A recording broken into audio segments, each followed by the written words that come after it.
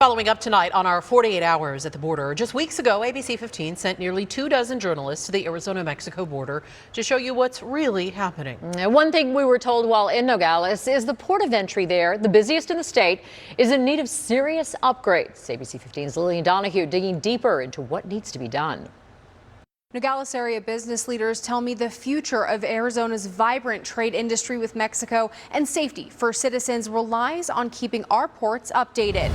Ports in Nogales funnel millions of people through and handle nearly $30 billion in trade every year. We are the gateway, not only for international trade, but for tourism as well. With crossing demand only increasing, wait times are climbing. It's due to an increase in vehicles and personnel crossing the ports of entry right now. Nogales' DeConcini port of entry hasn't had any major updates for 30 years.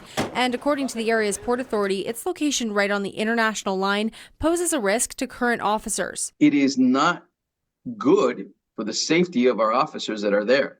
So we need to push that port of entry back. Top business leaders along the border say it's also critical to increase capacity for trade with Mexico. Without them, the legal trade, the legal tourism, the investment, and the efforts to protect the homeland are really jeopardized. The flow of drugs like fentanyl, as well as firearms on both sides of the border, are also concerns. It is also the security of our country. All this, though, impossible to keep up without staffing, something CBP has struggled with, especially during a migrant surge around the new year. CBP having to use overtime to be able to process things for us isn't necessarily always the right answer. Democratic Congressman Greg Stanton and Republican Juan Ciscomani tell me they support upgrading outdated ports on the southern border, and they're very aware of the staffing need. We can have as many lanes as we want, but if we don't have the staffing to actually be on those lanes, then it's all for nothing as well. So this needs some real investment. And they also say Mexico needs to play ball too. We need the Mexican government to support more infrastructure on their side of the border. Right now, a governmental study is being done to figure out what could be changed at the DeConcini port. It's staffing,